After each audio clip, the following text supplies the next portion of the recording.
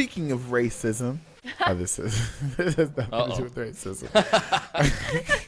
Did you guys get the new Starbucks cup that just came out? Did you guys hear? I'm just thinking about, speaking of racism, just the Bear Starbucks cup. Listen, it was a good transition in my head. Hold on, let me show you what I'm talking about. Speaking of racism, do you see what they did to these bears? Are you saying like a white bear and a black bear type? No, you did. You but did. You implied it. Wow. Anyways, Starbucks came out with these new fancy cups that everyone is obsessed over. The problem is they are giving like almost 2 to 3 to 4 bottles per store, and people are very, very upset. So, Derek, did you get a chance to get the brand new Starbucks Bear Cup? I unfortunately did not. I was not able to get my hands on this baby sippy cup from Starbucks. No. The honey bottle cup, basically. Yeah. Literally, basically, which I'm kind of surprised. It's don't understand the 2025, and we're still arguing about Starbucks cups. Why? There's an obsession. Why is the Starbucks cup the battle of politics every single fucking year? Why? Remember when they just holidays. gave out red cups and people were upset? People were like, how dare you? When you could write on the cup, the whole purpose of the cup was that you could put your own design on it. Why are we always arguing about Starbucks? I thought we were boycotting Starbucks. Is this a thing? Are we not doing the boycott anymore? Like, That's what I mean. Everyone forgets. Everyone forgets about it, or they just ignore it, but mostly forget, and they just move on with their day. Because at the end of the day, I mean, they always drink Starbucks, right? And so they're not gonna like, oh, then something happened, and like, oh, I'm gonna boycott it for like 2 months, and then they're like, I'm really craving something from Starbucks, and they forget that 2 months happened, and then they go back. To be fair, though, I don't think a lot of the Karens that were looking for this Starbucks cup were boycotting in the first place. Like, they don't strike me to be the demographic to boycott Starbucks in the first place. Okay. I'm just confused. I'm confused why this is the battleground. The Bear Cup. Yeah. Why? I don't. Yeah. It's not even that good of a cup. It doesn't even fit in the cup holder in the car. Yeah, people on TikTok found the exact cup on Amazon. Yeah. And it's cheaper on Amazon just to get the cup. Are you kidding me? Like, yeah. Why? I don't understand why. Yeah. Consumerism. It has to be. Go ahead, Derek. It has to be some sort of subliminal brain thing that Starbucks like studied, and they were like, "Oh, Labubu's." And this is kind of Labubu shaped, and like it's gonna trigger the same parts of the brain that are gonna make people go crazy about it. Release that cup. Oh, but sir, it's on Amazon. It's a cheap design. It's kind of stupid. It's not ergonomic. It doesn't fit in cup holders. Doesn't matter. We're just trying to make money, and that's what happened here. Because this is why would anybody buy this cup? Yeah, consumerism. Just to have it. Just to have it. It's like you see a lot of people want it. And then you're like, oh, maybe I want it. And so you go like, oh, this thing is popular. Why is it popular? I kind of want it now. And so then you go and try and buy it, right? And speaking of like with coffee companies and, promo stuff, the Wicked Munchkin tin from Dunkin', that's another thing.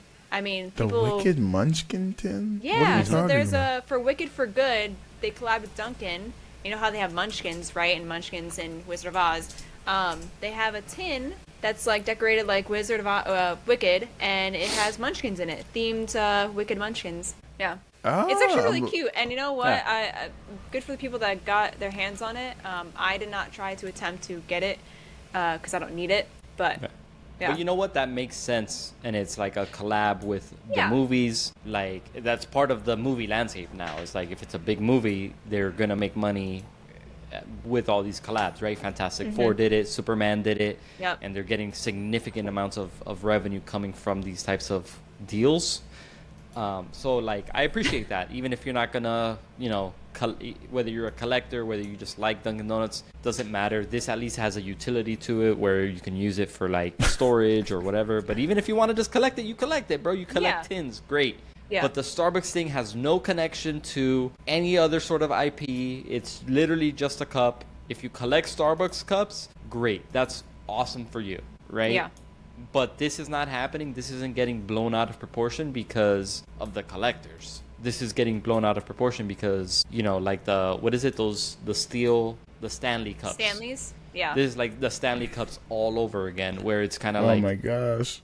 Are we that late stage capitalism that we're just like collecting things to be like, I'm not poor, I'm not in massive amounts of debt, I'm not miserable in my life, you know, give me that Starbucks cup, baby. And it's just, I don't know, maybe I'm just getting too old for this shit, and you know, I gotta wrap it up here and just call it a day and old for this accept shit. The world. But you know what that reminded me of? I saw a video the other day of someone going to, you know how like you do like a pickup order sometimes at Dunkin' or Starbucks, or like when you're ordering online, they'll leave it on the counter for you, right?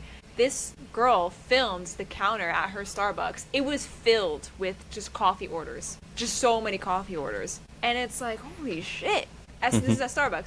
I was like, damn, who's placing these orders? What is going on? It was all a plan. It was crazy. all their plan. I've never even seen like Dunkin' like that. Yeah, my first job was Taco Bell. My second job was at a Starbucks. And when I see Starbucks workers now, and I see them scrambling to get all the orders in, the in-person orders, the mobile orders from the app, all that stuff, it's significantly different, right? Because I worked at Starbucks 15 years ago, right? So it was a while ago. They didn't have an app. If they had maybe a rewards program, that's about it. So, you know, it's not like what it is today where it's literally just transactional. Back 15 years ago, they actually had cups if you wanted to have your coffee there. So it was a ceramic mug or a glass cup for your Frappuccino or whatever, right? And we would wash them in the back when you were done with it. They had plates for the pastries. It was like an actual coffee shop. It was an actual coffee shop. A cafe, with, you know, that was trying to be the third place, they call it. Which is like, it's not your work, it's not your home, it's not school, it's a third place for you to be, you know, kind of relax and enjoy. That doesn't exist anymore. You go into any Starbucks now and it's just a Dunkin' Donuts, but dressed up a little bit nicer. That's about it. Yeah. Interesting. And you know what? I've had Starbucks and Dunkin'. And I honestly prefer Dunkin's coffee. I just like for the price, it's worth it. And just I don't know, I just enjoy it better. I also have a Dunkin's reward. Wow, hot take. So many around here. I live in New England, guys. It's the New Stop England. doxing yourself. No, New England is huge. Steph, New England is like 5 states, Justin. No. New England ranges from like Maine all the way down to Connecticut. That's all New England.